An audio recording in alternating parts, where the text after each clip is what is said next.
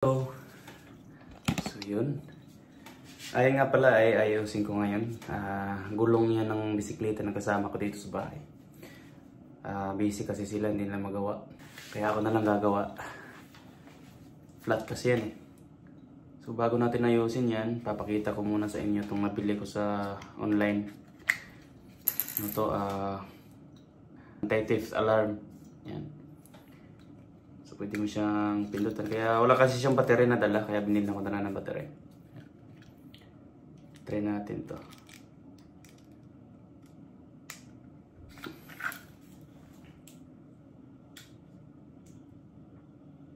Shit, kailangan natin ng malaki. Ayun. Pwede siyang ilagay dyan sa ilalim. Aha. Pasok na lang natin to.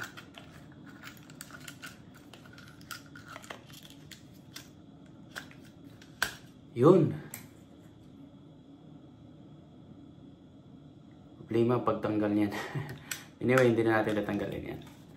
So yun, meron tayong remote.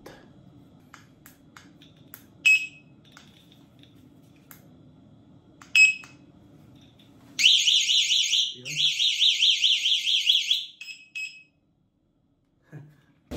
Pag-aralan na lang natin to. Kung natin yung bike ni Wilson.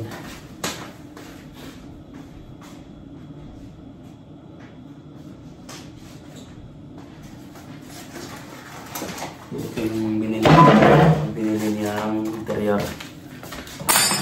Subukan natin ayusin.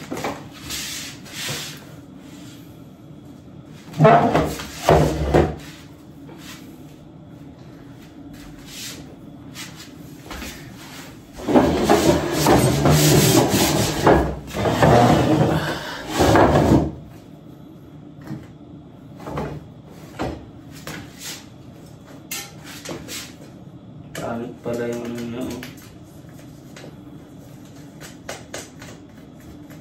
Dito niya. Pero bago naman tayo umalis, may alaala tayong iniwan sa kanila. Ito malaking ano na to eh. Malaking alaala na to sa kanila. At least, bago ako umalis dito, iniiwan akong magandang ano din sa kanila.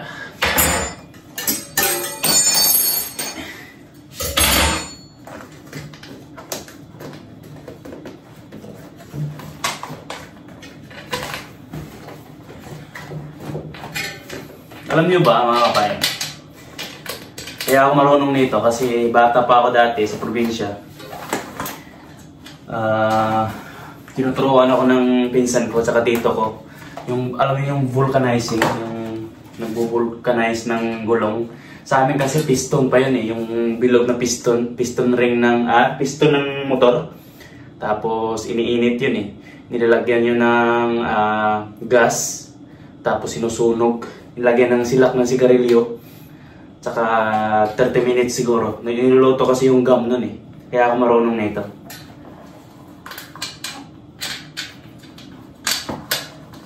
Naalala ko pa dati, ano yan, 20 pesos pa yan dati nung ano, nung magpapatapak ng ano, ng gulong. 20 pesos yan sa ano, sa probinsya. Probinsya namin ano, Valle-Hermoso, Negros Oriental. Pinukawan. Shout out dyan sa mga taga Pinukawan. Valle-Hermoso. Diyan talaga ako galing. Diyan ako pinanganak. Nag-move lang ako ng Cebu dahil doon ako nakapagtrabaho. Doon ako naghanap ng trabaho. Pero originally talaga taga dyan ako. Mga abal-habal driver dyan, kilala nila ako. Kasi every Sunday dyan, dati, naalala ko dati. Sorry lang pero naglalagay kami ng suyak dyan eh. Yung pambutas ng gulong, bad ako dati. Pero kami din naman nag-aayos. Malaki yung gulong ni Wilson. Panalo na to.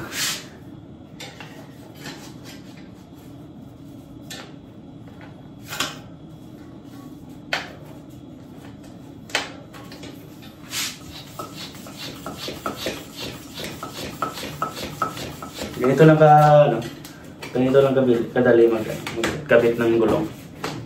Interior. Medyo ano yung gulong niya, medyo malaki.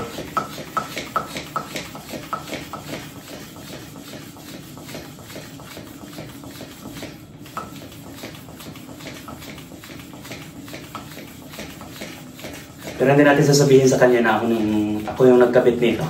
Babalik na rin kaagad doon.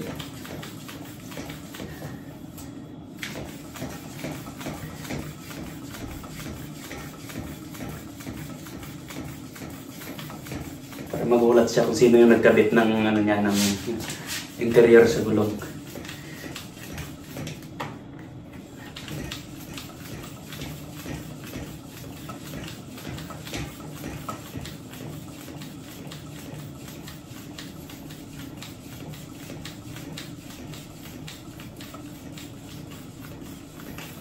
Saka bago ako maglinis, kabit ko muna to. Ayan.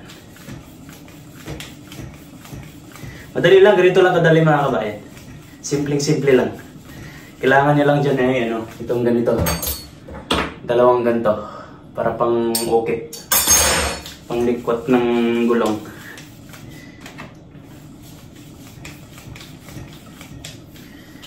Sabi ko nga sa'yo, sa inyo, lahat matutunan pag gusto mo may paraan. Pag ayaw mo, maraming dahilan eh. Sabi ko, maraming gustong matutunan. Depende na lang sa'yo kung gusto mo.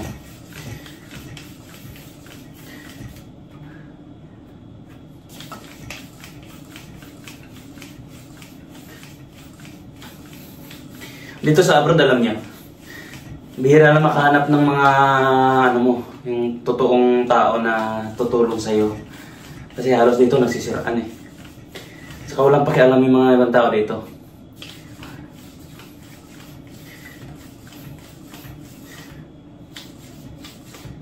Likas na kasi sa mga Pilipino yung mga ano, yung pagsisiraan eh. Yung criminality, ayaw nilang umangat yung isang tao. Ganyan dito sa abroad, meron pa namang meron pa namang kakampi mo anong oras, pero bonus na lang yan. Pag nakahanap ka ng taong totoo sa'yo, at saka kakampi mo, bonus na lang yan. Pwede na to. Pwede na to.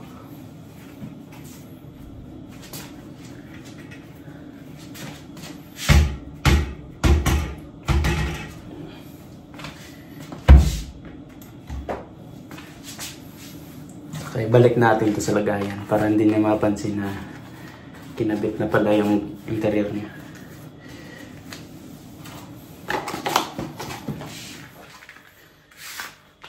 Kung mapanood man yan itong video na to, saka niyo malalaman na ako pala nagkabit ng ano niya.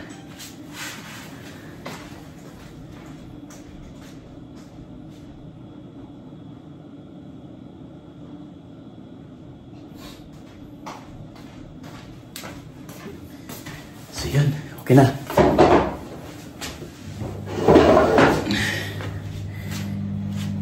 Kabit ko na lang dun sa baba.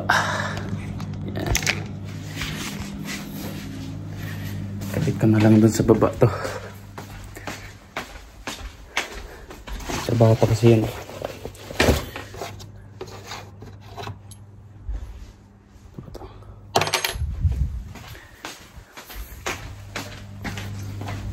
Gulat siya mamaya pagka uwi niya. Okay na yung bike niya.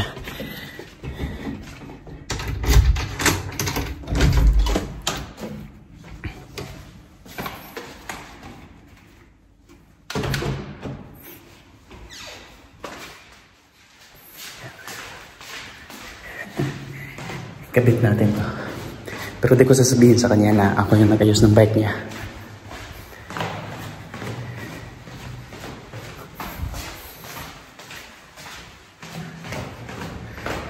Nasa 5th floor ako. Grabe.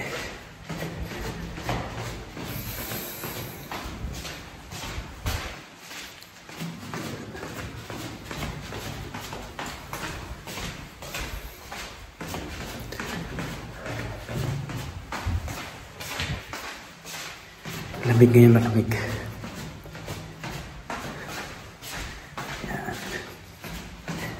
Dito nakapark yung mga bisikleta namin. Oh.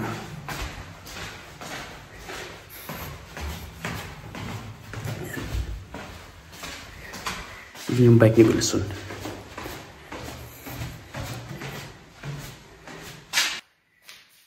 Yan yung bike ni Wilson. Kabit natin to.